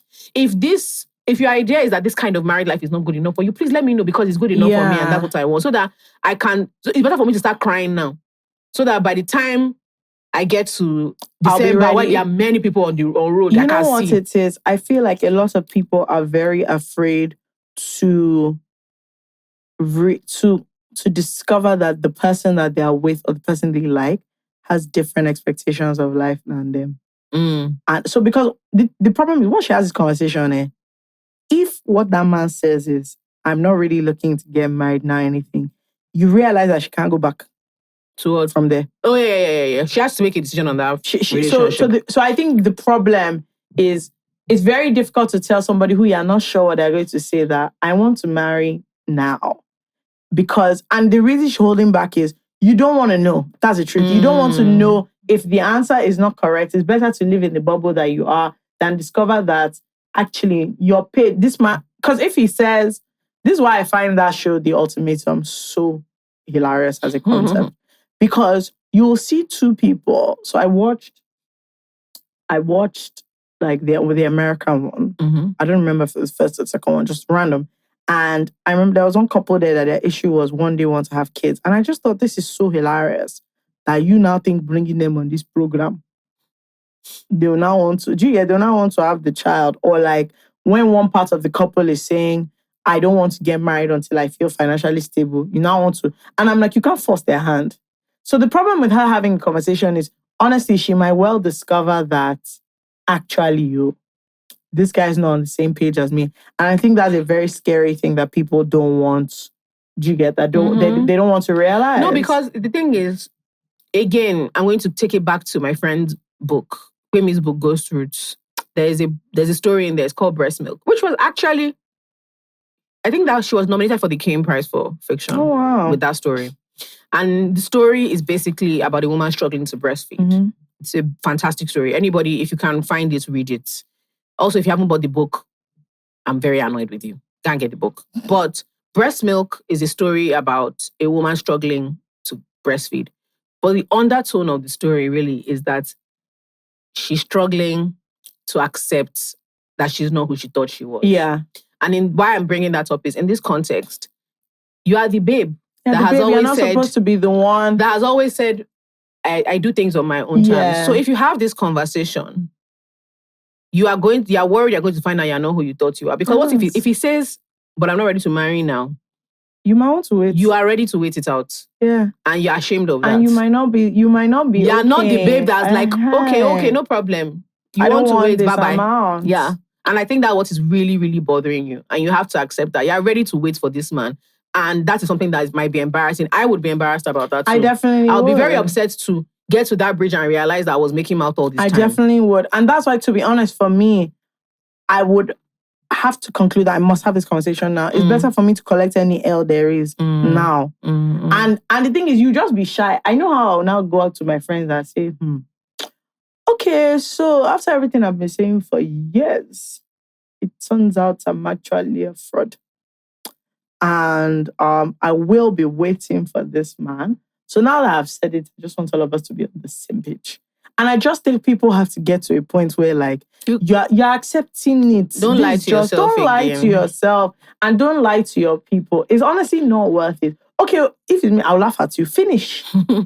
That's honestly it. But then you just, I don't know, you just don't want to. And even some of these other things that, like, I was talking to a friend recently, and he was saying this thing about he has been dating some girl for a while. And we're just talking about it in general. So he was like, he said that he was talking to his dad. And his dad was telling him that he doesn't think this thing he's saying about... His dad was like, if the reason that you're not like ready, wanting to marry her is that you don't feel ready in general, or like just need more time, his dad was like, cool. But he was like, this thing that you're saying about all your money, his dad was like, honestly, every time he says it, you can't take him seriously. No. And because his dad was like, here's the thing. You are not poor, right? like, forget family. He himself is not poor. He was like, if he was, his dad was not saying to him that come, because they had a family dinner or whatever, and I think one of his aunts was teasing him, and then the girl was now joking that, please ask Bill Gates. That's what she said, that is when he becomes a billionaire that he wants to. So he said his daddy now called him that, come. That, do you realize that if he was this babe, like, he was like, if he was the girl's father, he'd tell her that this boy is not serious. And so he was now asking me that, do I think it is valid? I said, I think it is valid if what you're saying is that you can't afford the like fundamental things you need to be able to marry a person. So you will not be able to pay for like your lights, rent. water. You will not be able to pay for your house. I said, but me, I know you. That's not what you're talking about. You're talking about Santorini. And not once but twice a year. You're talking about, as in, you know, you want to move out of your apartment, washing your babe, you people flying first. I was like, I know what you're talking about, and it's not that. And I'm like, the problem is that every other thing is fine. And like, this babe is also not poor. And so he was not asking me why. And I just said, I don't know. The thing I'm struggling with here is that it feels like you're making up this thing somewhere. And I was like, I won't lie, if it's me, what I'll be hearing is, okay, so you don't want to marry you. Yeah. You don't want to marry me now because everything is like, okay. He now said, but that he's always wanted this life and this lifestyle, you know, big wedding destination, blah, blah, blah. And I was like, look, let me tell you, me, my venue is already booked, but I put it to you that if I want to marry next year, and next year comes and I cannot afford that venue, I will do wedding.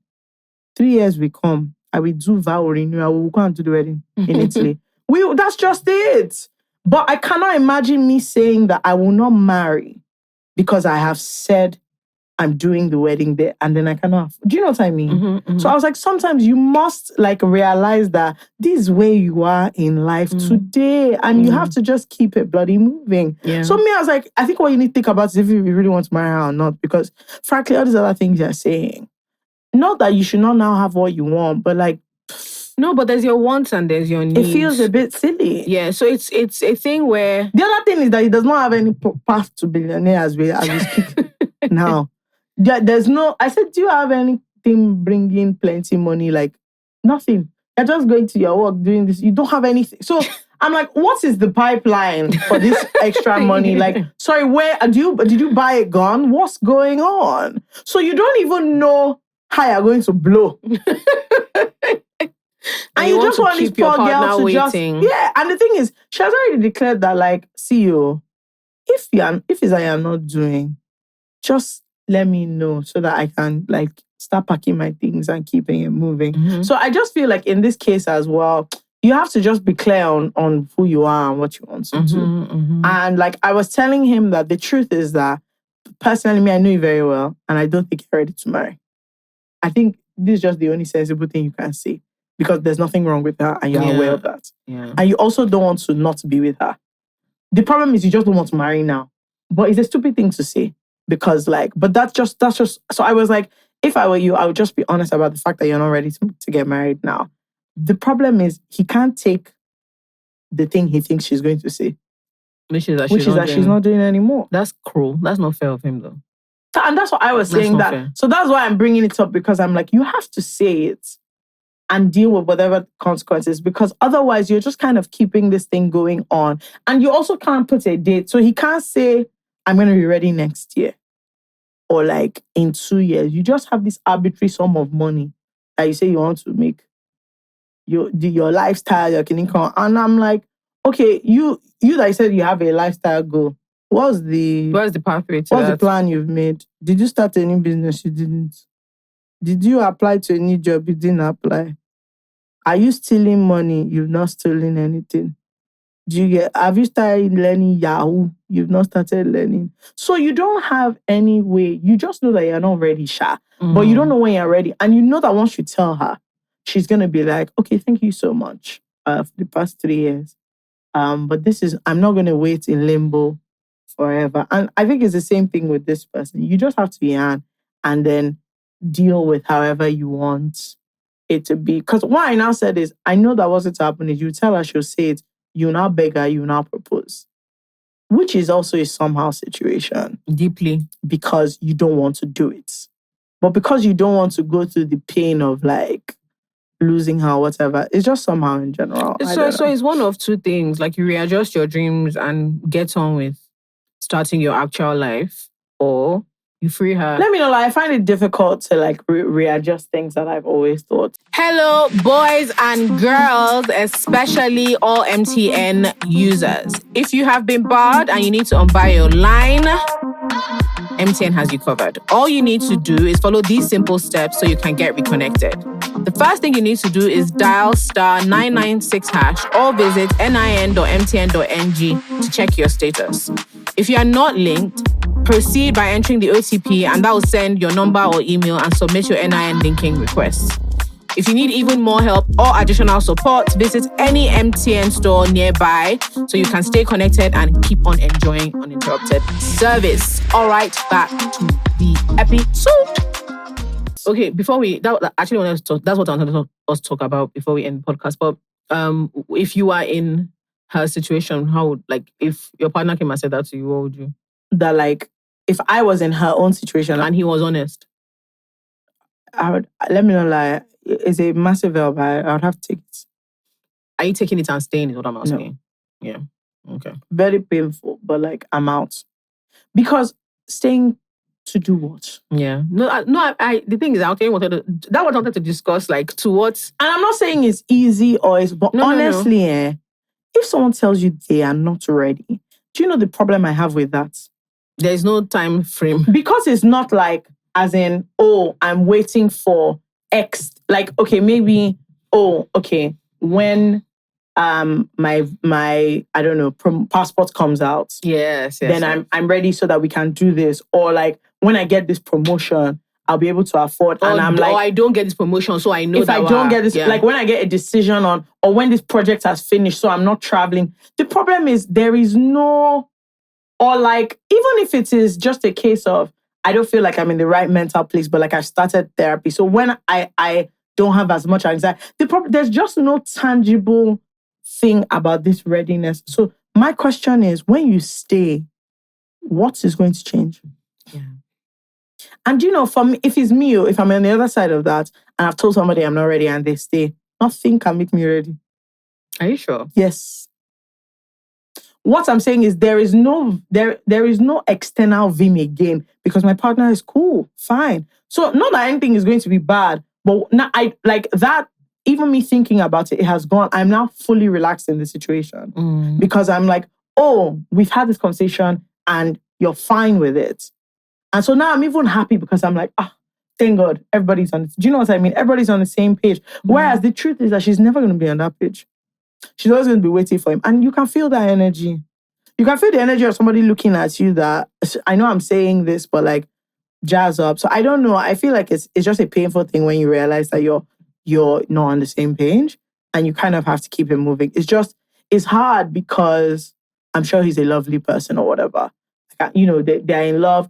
The problem with when things have to end, when nothing is wrong with the person or they've not done bad, is a very hard thing. But it's just not what you want. And the other thing is that now we're saying, okay, if she leaves, it's not that she might now meet somebody, she might not. So it's almost a lose-lose. But I don't see the point of her then staying. Yeah, but the bigger lot, to me, it depends on how you think about it. Like, I don't want you to be my boyfriend forever. I don't. That's the thing. I want to be with you if I'm marrying. If I'm not marrying, I don't feel like there's no point. Let me just continue dating then. Like, what am I doing here? I want to be with you and marry you, right? You are telling me, and we've had discussions where it is clear that I'm happy with the life we both have now. You are the one that says you want more. No P, because it's not my place to dream for you or for you to dream for me. But then when it boils down to it is that you actually really want to be with me and you claim that you need all these things to impress me. And I'm telling you I don't want it, then you don't want to marry me. You don't. Yeah. You don't. Fair. And like, it's like when people date people that like say that they don't want to commit or one of those, or like they don't want to have kids. Like one of those things that are fundamental to one person and not fundamental to the other person. I don't know what you think is going to happen. Because nothing is ever going to happen that is going to change that thing. But people will still go into the situation Now you've reached a point where you're in too deep and you're confused. But this has always been on ground. So I don't know. I just feel like it's a person. I don't know how it's going to end, but I think she has No, at to the be very least, she has to be prepared for the conversation at least. conversation, yeah. And then hopefully he has like an honest response that she can use to make a decision. But me, I honestly think this thing that I was saying of changing your dream, let me know, like, I think it's very difficult. That's what I want to talk about. So not changing your dream, but I was thinking through something yesterday. First of all, I came back to Lagos with Mazino, who we're going to have on the podcast soon, but it's genuinely one of the most wonderful, like best babes. Her heart is so, I don't know how to explain it. Her heart is so amazing. She's doing she's doing a girls' camp starting today.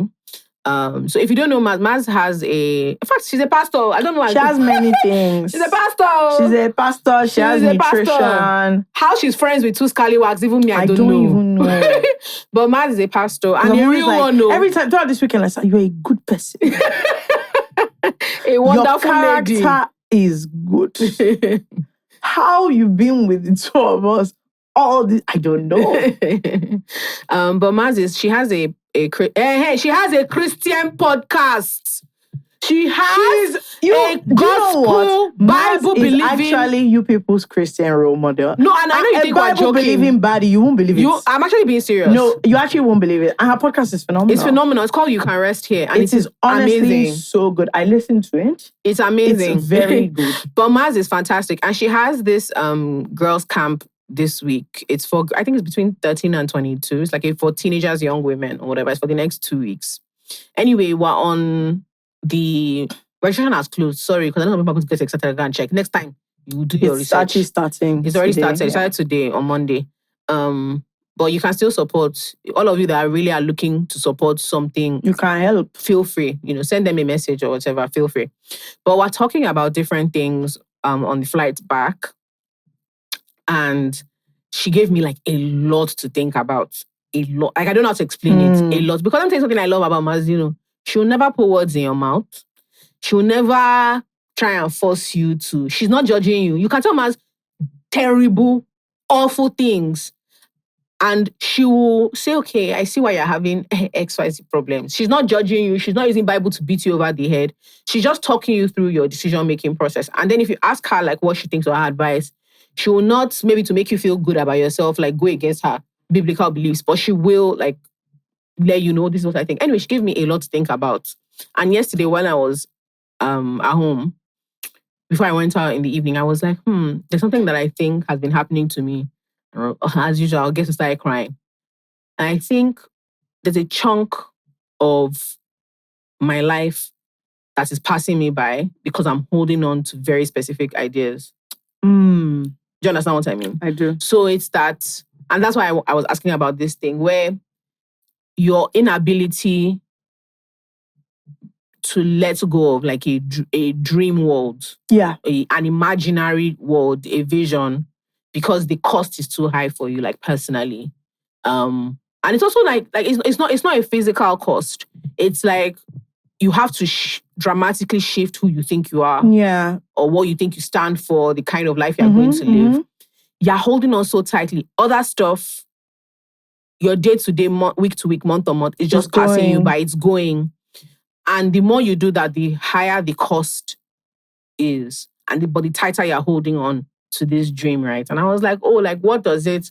And I'm sure Fakem and I will talk a bit more, but it's just, I was not trying to like recalibrate, like, okay, so why did I want this thing in the first place? And if I let go of it, like... What does that mean? What does that mean? And how am I going to start... How am I going to start like appreciating my life more or making more like concrete plans? And it's just an interesting thing to note. And I think the reason I want us to talk about this is specifically in the world we live in today. For young Nigerians, our country is so upside down that all you have are dreams. Everything. Your plans are not real. They're not real. Structured plans are very difficult to make because you know how the country is so tough and upside down that you just have to be a dreamer. I mean, it's as little as you can't even say what the price of anything is going to be next month. Yeah, exactly. But then I realized that a lot of young Nigerian adults, we are holding on to increasingly unattainable dreams Yeah. and just allowing the day-to-day pass by. And the reason that I wanted us to end up talking about, I was going to have a stupid topic, but it was called this wedding thing. And it's not the first, second, 10th, 50th time I've heard this version of, oh, I would like to be able to do this, but I had this dream for my life. And until I attain that dream, I don't care. Until I attain that dream, I'm not going to let go. You had this dream at 23. Now you're 34, 35. The dream is almost just as far as it was when you were 23. When you were there. But you still refuse to let go of that thing. And you're putting a lot of important things in your life on hold. You've let go of amazing relationships because they weren't supportive of the dream. I know that they weren't supportive. It's like, oh, let's try and move on with other things. But it's like, no. This is what I want to do this thing and I'm going to do this thing. And you hold on to that one. And to assuage the pain. Let's say Fekemi was my friend years ago and I kept talking about this thing. And she still, what she might be trying to do, actually be like, Jola, while you're still trying to do this thing, let's be putting other things. And I'm like, no. In fact, it gets to the point where like, we're not talking about it again. And okay, it's like, do you know what? Why are we fighting over this thing? We move from friends to acquaintances. But because I miss the friendship, but I don't want to admit the cost of it, I start telling myself that no, in this journey, you will lose people. Yeah. You know, the higher you go, the fewer people can come with take. you. As you climb, lift weights. Not everybody can move to the next level. You have to shed the weight. New levels, new devils. Mm-hmm. Not so. And it happens so happens so. I mean, if we use, the thing is that this thing is much bigger than like weddings or things. But if we use the wedding example, I feel like, look, I'm the perfect candidate for this. Let's say I want to marry now. This is a known thing where I want to marry. Like, it's not one of those things everybody knows. Everybody knows. However, let me tell you the truth. Especially me, I even know the people in my life. It's not my mom and I will sit down. The man to his family will sit down. We'll all count our money. If we see that the money is not up to my castle in Italy, mommy will first say, okay, no problem. Maybe you don't want to have a home. No! Well, these are your choices. You can do the wedding. And then when you come back, you live in my guest room, two of you and your husband. You will not have any car. Because obviously you've also sold your car in service of the thing. So like, it is a massive dream and it's a very public dream. But I always think about things like this where I'm like, if it comes down to it and you cannot do it, what is my option? Will I now say, okay, I'm going to postpone for 3 years until I can afford the thing? Or will you just kind of bloody move on? Yeah. It's difficult because like... No, I feel like even this castle thing, people might just be like, that's like, it's not that. So for instance, I think, what's a good example? Like, okay, career choice. Sure. A career choice is a good example. Because we're now getting to the age where you have to start thinking, because your friends who chose different things from you are starting to see... Like, things are starting to play out. Like magnified dividends. And things are starting to play out on like a 10-year scale. Yes. Where from when we were 20, choices have started to pan out. Like, so we were talking about this. Who was I saying? It was Chrissy. We were saying that the things you think happen in a year is never a year. It's like 2, 3, 4 that things pan out. And so choices that we've been making since we were like 22, 23, 24, they're panning out now. Career-wise is what I mean. And everybody's fanning out in different ways. And so now the choices you have, they're just higher stakes and they mean more. And people, for example, changing careers, huge thing. Because you might see yourself as this one situation or this one thing, and you might be trying to switch over. It's just not that easy. Let me give you a good example. Like a friend of mine, not a friend of mine. In fact, we have many, many friends who are Nigerians who studied law. Many people we know studied law. Many of you. And this person is slightly older than me. But we're at the age where her friends who stayed in law are making partner now. Right? They are now becoming like partners. So it's working out. And finally. some are even like on like senior advocate paths. Which is to me crazy. It's crazy. I saw someone I know becoming a senior advocate. And I messaged him like, do you know that this is insane? Do you know how old you are? And so, but she chose not to. But And it was like a really vulnerable conversation. And I voiced up because I was upset about something. And I was explaining to her. And she said, I thank God I brought this thing up. Because recently, she has been, in the last year and a half, she has really been rethinking the decisions she made about not following a conventional career path and panning out. And as of 18 months ago, she was still like, actually, no, I just need to give it a bit more. And in those 18 months, she's had friends make partner. She's had people do quite frankly extraordinary things. And now she's like, so what do I now want to do? Because my hope for where I would be in the career path I chose is not there. Is still, I can't tell you for sure that this is going to take me another 5 years. Or it's going to take me another 3 years. Or it's going to take me another 10 years. It's a big luck of the draw type of thing. But what is bothering her even more is that her choosing to hold on to that dream over the last decade has cost her a lot.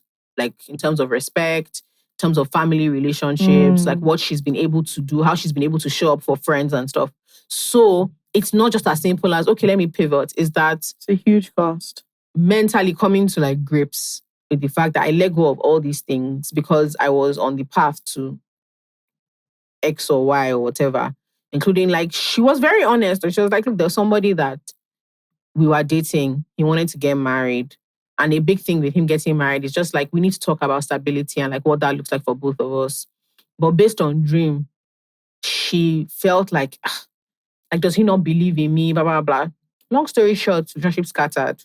3 years later, he meets somebody, he's married, he has children now. So she's looking at all those things. All the costs. And she's like, okay, so will I just empty-handed turn? Because to her, it feels... So me, I was busy. You have to say something. I was like, no, you've picked up all these skills, all these relationships. She said, Jola, shut the hell. What are we talking about? I said, well, I can't just allow you be lamenting. I have to something. She said, no, don't worry. I grab what you're saying. But it's not the same. It's not. I'm not walking away with anything tangible enough to say, I pivoted my career saying a choice. I didn't succeed at what I wanted to do. And that's just that on that. And what's worse is, the cost was not just my time. It was a lot. It was a life. I let go of a life in very many ways. Her and her parents constantly butting heads over this thing. So she was this thing, and that's why I'm really happy that we ended up having this dilemma, because this idea of letting go of your dream, not because at this point is having a thing to prove. Having to prove and it's point. Not because you even, it's just not there anymore. It's not attainable anymore. Yeah. And so, I don't know, I feel it's a very difficult thing, but you just, at some point, you have to. It's me, to be honest, I think about this all the time. I think about this when it comes to my business. How many times have I discussed, am I going to close this thing or not? Because you just look at, okay, this is what I wanted, but this is how it is. And every day you have to think, this cost that I'm counting, is it worth it? Is it worth it? And at some point, the thing is, life is going to happen regardless. So you just have to decide how you want to move. And I think the worst part of all these things is that you can pivot and that one to be no work. Right. In which case, you can run mad. Do you know what I mean? This new pivot, it doesn't guarantee a thing, except you've taken hold of a decision and you're like, okay, this is now what I'm going to do. But I just feel we especially are at an age where these are the important things that you have to just think about. You have to think about. It's kind of counting the cost in a weird way. So that part of what I wanted to do. I actually messaged someone just before I got here that, can I I want to sit down and think through some of my decision making, because he made a pivot. It paid off for him, but it was at the time a big tough pivot. Thing. It was really, really tough and really weird. He looked a little bit crazy. But yeah, it's just something I've been thinking about recently, how this obsession with dream, and I think Nigeria makes it worse because we have our religious and social upbringing talks about on the spiritual level, Nigerians are obsessed with this. We don't have a God of process. It's a God of suddenly, right? Yeah. We don't have...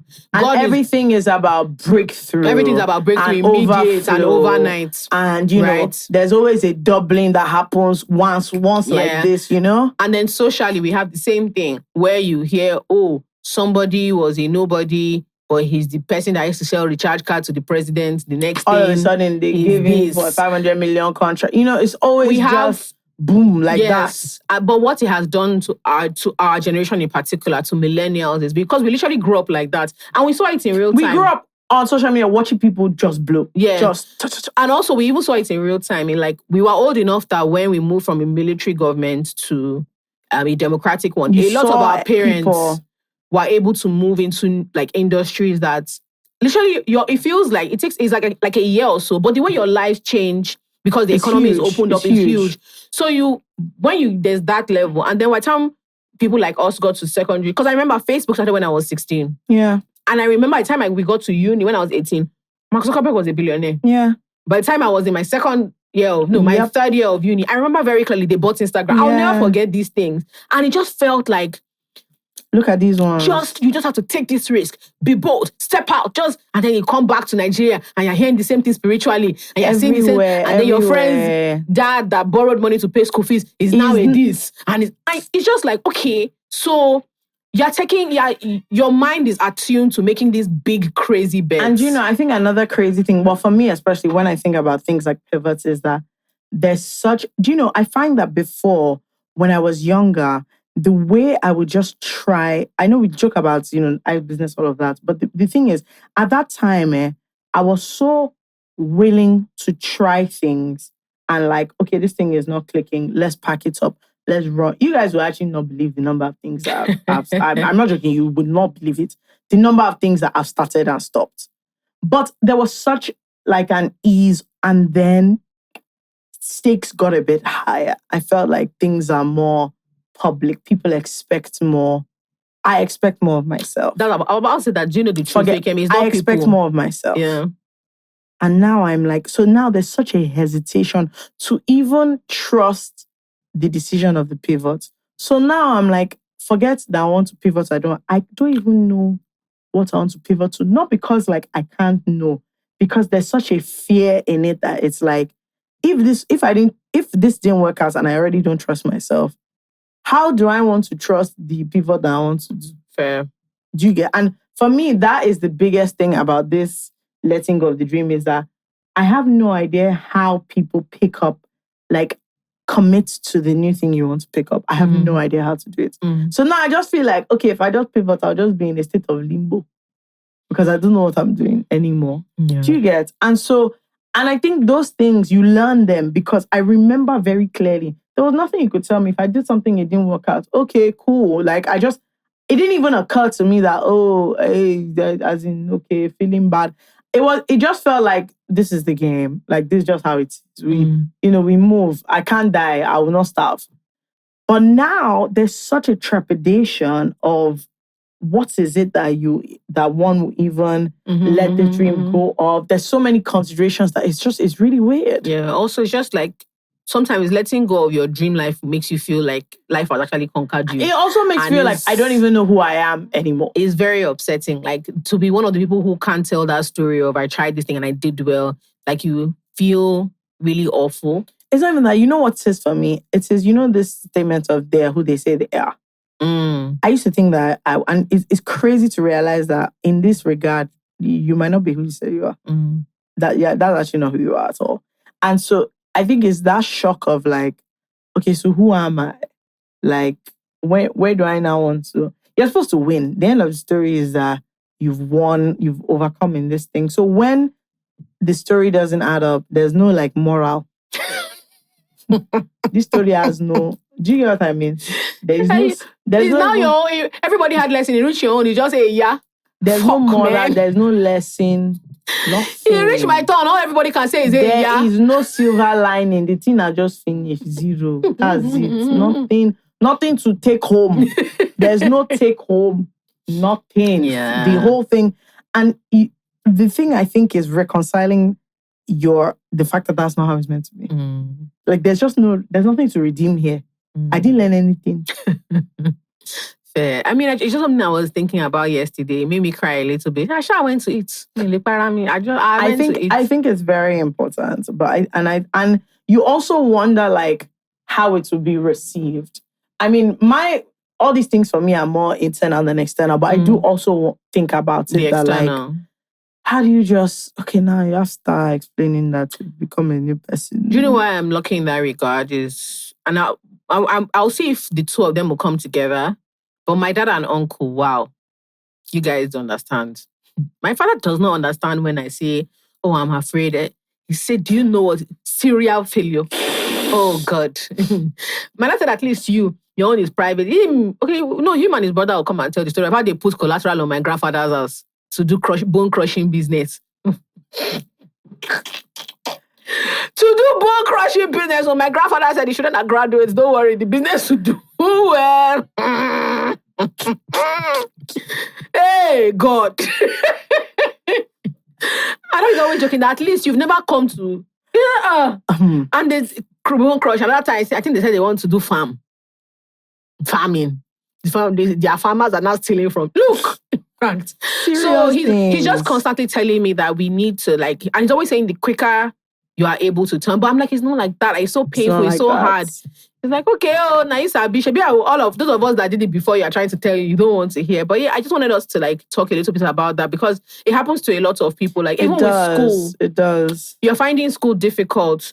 And from the third week of lectures, you knew in your heart that you knew in your heart. You know that this is not where I'm meant to be. That even passing this course is going to be awful, but you don't want to start again. And then you get to the end of first year, and it's a bigger course than it would have been if you had just done it in third week. If you had switched at first term. Then you get to second year where the grades start to accumulate, and you know that, okay, God will help you if it's second class lower you can get. You know, so it's one of those things where it's not about even getting to your 30s or your 40s or your 50s.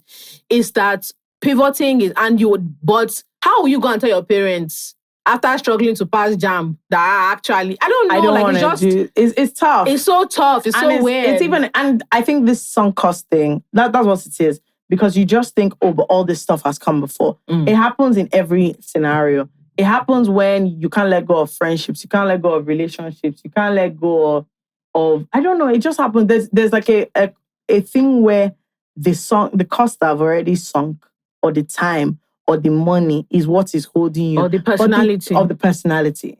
Sometimes you want to change. You want to change. I don't know. Maybe you want to start dressing differently. I don't know. But this whole thing you've built up is what's holding you. But the problem is, the truth is that the time will pass. Regardless. The cost will increase. Your situation, your suffering or whatever that you're enjoying will not change. You'll still be there. So you might, and again, it's just not easy, but you might as well. And you know the crazy thing for me, I always think and look at people I know who've done it in different regards, whether it's pivoting career and doing a new thing, or letting go of a relationship they've been in for a long time that everybody was and I'm like, but how come I don't think they're insane? I look at them and I'm like, okay, but they didn't die now. It's just when it reaches my turn, I think I would die. And you even have to go. I do. So, anyway. Thank you guys for coming. I'm so excited. What do we have anything special? Yes, we have 2 things. This is officially the first week of 4 episodes on YouTube. Whoop, whoop, or whatever. You guys should enjoy the 8 weeks because I guarantee you it's not going to be more than that. What else? Like, subscribe, follow, do all the things. Make sure you share. If you're listening to this on Wednesday, hopefully Wednesday morning, this evening there's an announcement. So open your eye. Shine your eyes. Ear, and have your debit card next to you. I don't want to hear. I don't want to, because we know how it goes over here. I don't want to, before I knew, like a thief in the night, before all of a suddenly, hey, the sunk cost of that debit card not being next to you will be gone. It will be too high. And I don't want to hear jack shit. I don't have an unsafe space this week. The unsafe space is people that don't subscribe to our YouTube channel. Fuck you. That's all. Bye-bye. Bye-bye.